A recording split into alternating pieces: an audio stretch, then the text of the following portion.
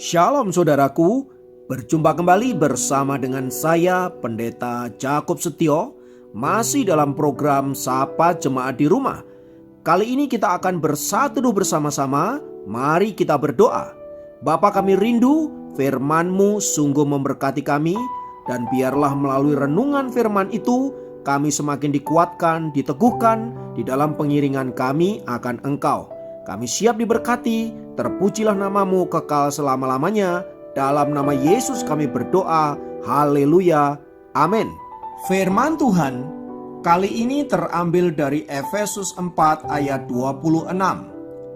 Efesus 4 ayat 26 berkata, apabila kamu menjadi marah, janganlah kamu berbuat dosa. Janganlah matahari terbenam sebelum padam amarahmu. Saudara, ketika kita berbicara tentang kemarahan, ada banyak hal yang bisa membuat kita marah.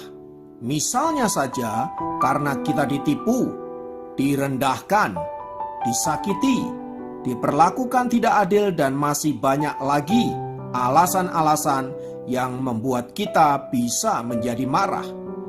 Itu bisa terjadi dalam hubungan pertemanan kita, keluarga kita, bahkan dengan orang yang tidak kita kenal sekalipun, misalnya di dunia medsos. Pertanyaannya, apakah marah itu dosa? Saudara, marah itu tidak berdosa.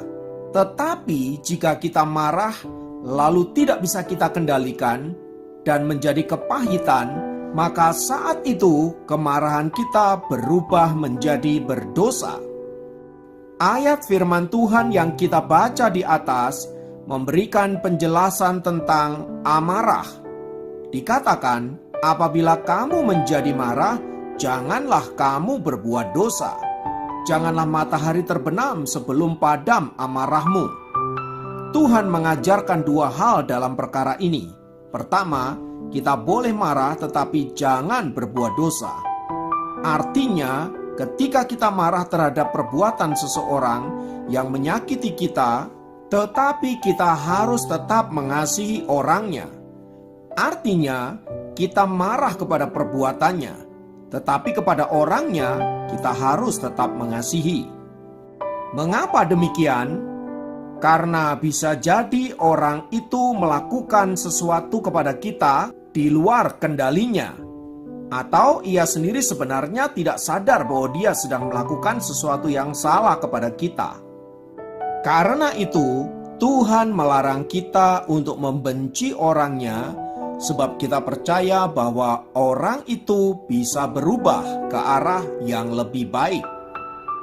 Apalagi bila ia melakukan sesuatu yang jahat kepada kita itu tanpa ia sengaja. Bukankah tidak adil bila kita membenci orangnya, sementara ia melakukan sesuatu yang ia sendiri tidak sengaja? Yang kedua, sikap marah perlu diungkapkan, tetapi harus dikendalikan dan harus segera dihentikan.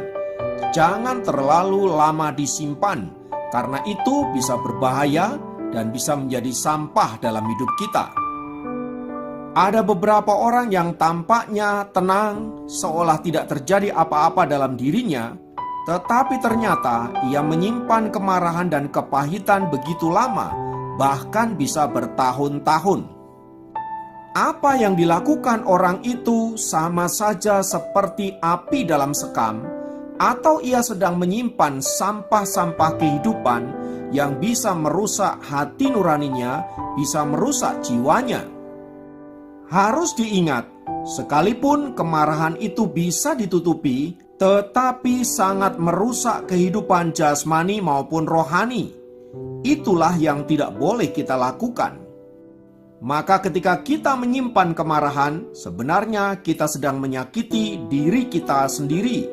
Sebab ketika kita menjadi marah, maka seluruh saraf-saraf dalam tubuh kita menjadi tegang, dan hormon-hormon negatif akan masuk ke dalam seluruh tubuh kita, sehingga bisa menyebabkan sakit penyakit bahkan kematian. Bahkan tanpa kita sadari, kemarahan dan sakit hati dapat merusak rohani kita. Alkitab memberikan contoh dari seorang yang bernama Kain yang marah karena iri hati kepada Habil adiknya.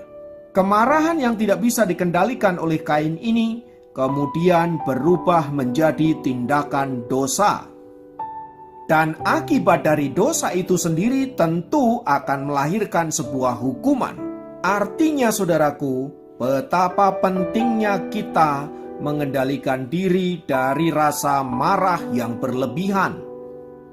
Kendalikanlah amarahmu, supaya jangan karena hal itu engkau menjadi berdosa dan engkau menerima hukuman. Mari kita belajar untuk melatih pengendalian diri kita dengan mengampuni lebih banyak, dengan mengasihi lebih banyak, dan mau menerima kekurangan orang lain, karena kita sendiri pun juga memiliki banyak kekurangan.